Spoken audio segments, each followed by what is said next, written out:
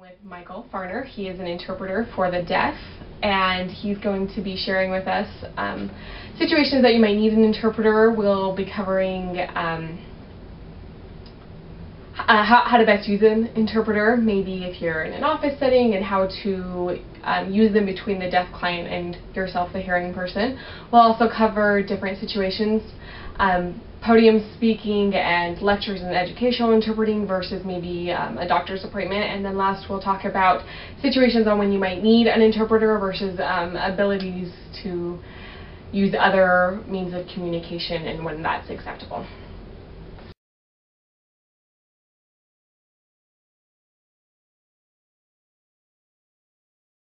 Hi, I'm Rachel, and I am interviewing Michael Farner to ask him a couple questions about how to interact with a deaf person and an interpreter if you are a hearing person, usually like a doctor or a teacher or someone that might need the service. So Michael, I'll let you introduce yourself. Tell me what you do.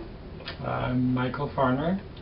I'm an interpreter. I've interpreted in a variety of settings. I've done university work, freelance work, which includes doctor's appointments, all sorts of different things. Currently I'm working at Sorensen. What's Sorensen? It's a video relay communication.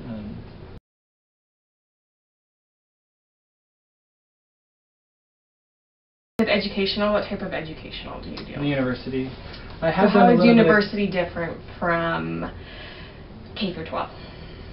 K through 12, you are more, put it this way, you're another adult in the classroom, so the children look up to you and see you as an authority figure, and there's different rules they have to follow when you're in K through 12. You know, you're more involved with the IEP team, the individual education plan, where you know what the child's goals are.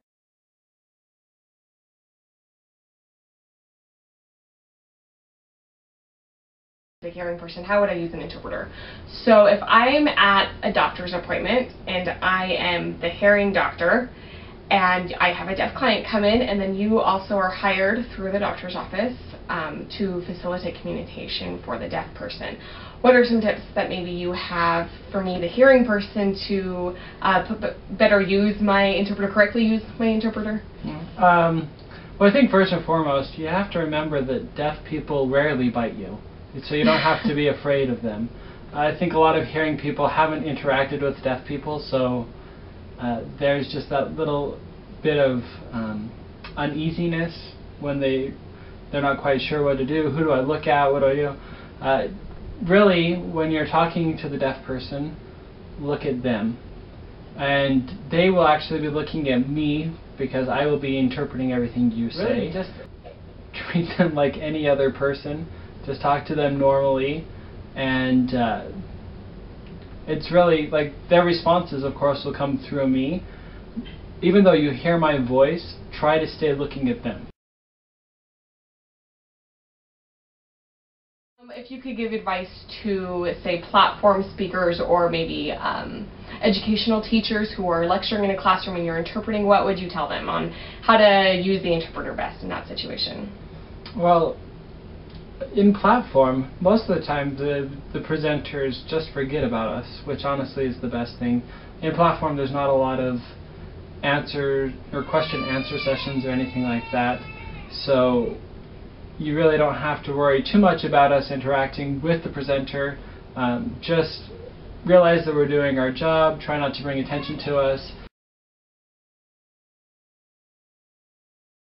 In a classroom, you have to understand that we're just there to facilitate communication. We're not a teacher's aide. We are not an assistant in any way. If you need the board erased, ask a student to do it. In K through 12 setting, teachers often will ask the interpreter to go make copies or something, and you have to explain, well, you know, if I did that, then you couldn't say anything to your classroom because the deaf student's not going to be able to understand because I'm not there to interpret, and hopefully that clicks for them.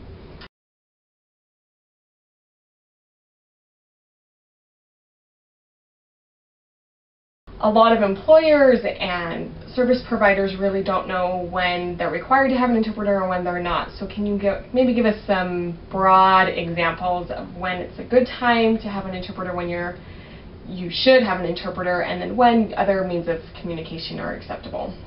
Well, really, that's, in most situations, the deaf person, has the discretion to figure it out.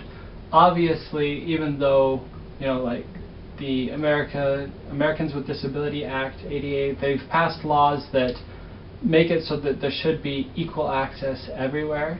How you define equal access depends on the So yeah, it's really up to the deaf person, and in most situations you can kind of just think about it for a second.